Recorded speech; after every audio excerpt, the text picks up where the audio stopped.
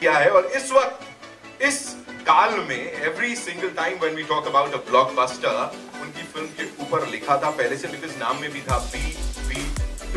Give it up for the amazing Anees Bazmee साहब, ladies and gentleman.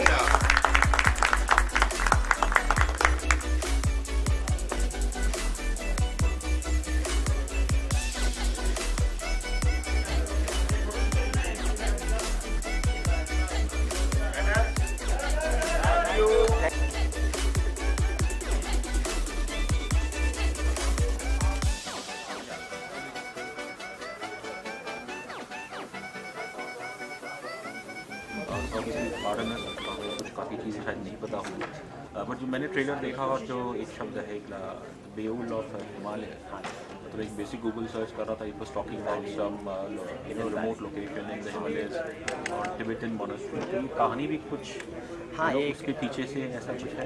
हाँ जी, ये एक ना इमेजिनरी वर्ल्ड, नेपाल में ना 7 स्टेट्स है, तो उसी हिसाब से हमने 7 गाँव को उसको रिप्रेजेंट करते हुए 7 गाँव बना के एक फिक्शनल स्टोरी क्रिएट किया। उसमें ना कहीं ये नेपाल की जियो पॉलिटिक्स और लोगों से कहीं ना कहीं इंस्पायर्ड है। नेपाल की इंटरनल कॉन्फ्लिक्ट को लेकर के नेपाल में एक टाइम इमरजेंसी लगा था लगभग 10 साल पहले। वहाँ पे ना माओइस्ट वो सिविल वॉर जैसा एक फॉर्म ऑफ रिवॉल्ट चल रहा था। तो इस पिक्चर में भी कहीं ना कहीं वो ब्लैक कपड़े में एक वो रेबल को देख सकते हैं। और वहाँ पे एक मोनार्की था, एक सिस्टम, तो यहाँ पे भी एक मोनार्क है। मोनार्क के 2 किंग के 2 बेटे थे, इसमें भी 2 बेटे। तो कहीं ना कहीं वहाँ से एक हमने आइडिया खींचा और एक नेपाल की जो भी हिस्ट्री थी उसको एक छोटी सी पोर्शन को लेकर के इस फिल्म का एक स्टोरी बिल्ड किया। Obviously you know we are both free countries, democracies, लेकिन पता नहीं है when it comes to cinema you know और चाहे इवन OTT हो, what is it about monarchy, kings, queen, their politics, dragons, that attracts humans to such kind of content? Things like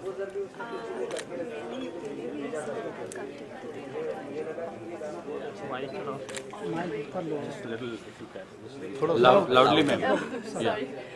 कोई भी king वाला मूवीज हो वगैरह हो, लेकिन नेपाल में इसी जो इसी फिल्म पहली बार बन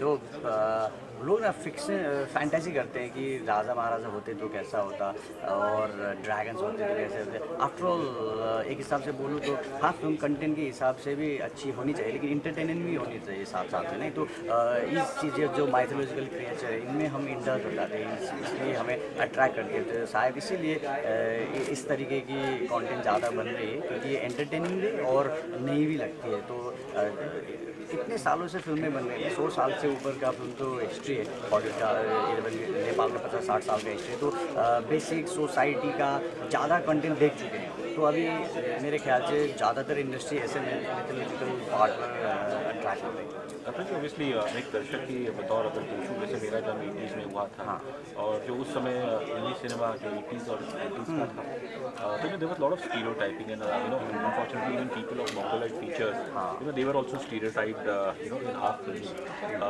सबसे पहले उस चीज़ के बारे में ऑब्वियसली आप दोनों युवा पीढ़ी है, तो उस दौर की जो फिल्में बनती थी, तो I am sure it's not you but may be your parents, और उस दौरान इन चीज़ों को कैसे मतलब इट वाज डिसअपॉइंटिंग। हाँ, नेपाल में भी ऐसा स्टेरियोटाइप करते हैं, जैसे कि मेरे को भी बस वो लिमिट कर देते हैं लव स्टोरी करके, ये बस लव स्टोरी कर सकता है। लेकिन रिसेंटली मैंने एक अलग पिक्चर की है और वो ऑफिशियली मतलब बॉक्स ऑफिस में बहुत सक्सेस भी हो रही है।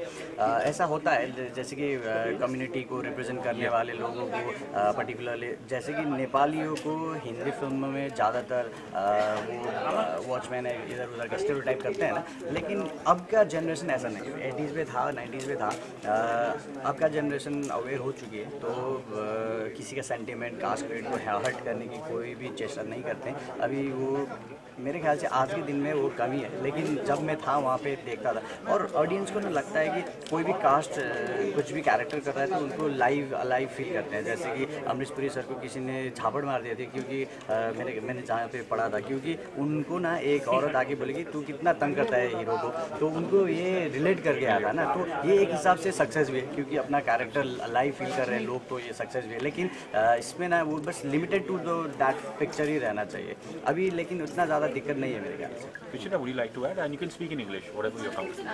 मैं भी एक मंगोल कम्युनिटी से नेपाल, एंड देन पहले होता होगा ऐसा, लेकिन अभी मेरे जैसे कई और मंगोल जो रीजन से बिलोंग करते हैं, गुरु राय वगैरह का Nepal, they are also involve in screen, मुझे ऐसा लगता।